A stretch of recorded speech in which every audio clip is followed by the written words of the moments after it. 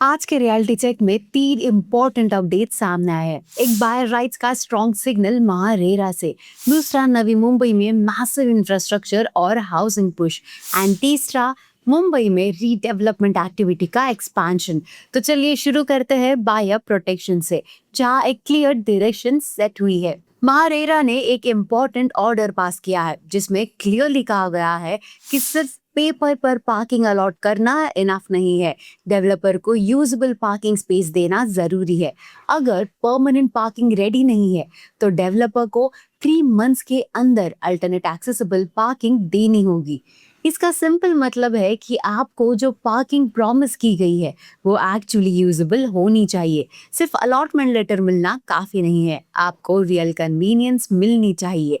ये क्लैरिटी अब और स्ट्रांग हो गई है। ये केस पुणे के एक प्रोजेक्ट से रिलेटेड था जहां बायर को पोजीशन मिल गया था लेकिन पार्किंग यूजेबल नहीं थी। महारेरा ने ये भी क्लैरिफाई किया कि बायर स्पेसिफिक टावर में पार्किंग डिमांड नहीं कर सकता, लेकिन यूजेबल स्पेस मिलना मैंडेटरी है। आपके हिसाब से बायर के लिए फ्लैट के साथ पार्किंग कितनी इम्पोर्टेंट होती है? कमेंट्स में हमें जरूर बताइए। अब चलते हैं नवी मुंबई की तरफ, जहां सिडको ने फाइनेंशियल ईयर 27 के लिए 16,250 करोड़ का प्लान अनाउंस किया है, जिसमें फोकस है नवी मुंबई इंटरनेशनल एयरपोर्ट के आसपास इंफ्रास्ट्रक्चर, कनेक्टिविटी एंड हाउसिंग को एक्सपैंड करना। इस प्लान के अंडर 19,000 प्लस होम्स लॉन्च करने का टारगेट भी रखा गया है। अगर आप नवी मुंबई या उसके नियर बाय एरियाज में प्रॉपर्टी देख रहे हो तो ऐसे लार्ज स्केल इंफ्रास्ट्रक्चर और हाउसिंग प्लान्स फ्यूचर कनेक्टिविटी और डेली कन्वीनियंस को बेटर बना सकते हैं। इससे लॉन्ग टर्म प्लानिंग और लोकेशन क्लैरिटी दोनों इम्प्रूव होती है।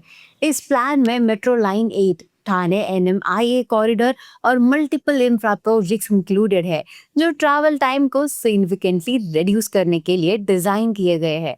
साथ ही एरो सिटी, मेडी सिटी और कॉर्पोरेट पार्क जैसे डेवलपमेंट्स भी प्लान्ड है। आपके हिसाब से नवी मुंबई का नेक्स्ट ग्रोथ फेज एयरपोर्ट के पास ही डेवलप होगा? कमेंट्स में हमें जरूर बताइए। अब तीसरी अपडेट जुड़ी है रीडेवलपमेंट से। अर्बन स्मार्ट स्पेसेस ने मुंबई में सांता क्रूज और गोरेगांव में 2 रीडेवलपमेंट प्रोजेक्ट साइन किए हैं, जिनका combined revenue potential around 2,700 crore बताया गया है। गोरेगांव प्रोजेक्ट का साइज काफी लार्ज है और यह हाई राइज रेजिडेंशियल डेवलपमेंट के रूप में प्लान किया गया है। अगर आप मुंबई बायर हो तो रीडेवलपमेंट का मतलब होता है better planned homes, upgraded buildings and existing locations में इम्प्रूव लिविंग कंडीशंस। यानी आपको सेम लोकेशन में बेटर क्वालिटी हाउसिंग का ऑप्शन मिल सकता है। कंपनी ने ये भी क्लियर किया है कि वो मुंबई के सिलेक्टेड माइक्रो मार्केट्स में एक्सपैंड कर रही है, जहां डिमांड और एग्जीक्यूशन फिजिबिलिटी स्ट्रांग है।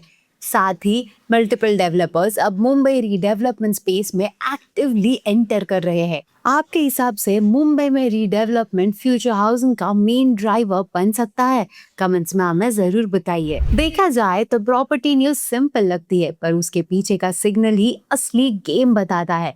अगर आप भी ऐसे ही क्लियर और सिंपल इनसाइट्स चाहते हो तो लाइक करें, शेयर करें और nobrokerage.com को सब्सक्राइब जरूर करें। मिलते हैं नेक्स्ट रियलिटी चेक एपिसोड में।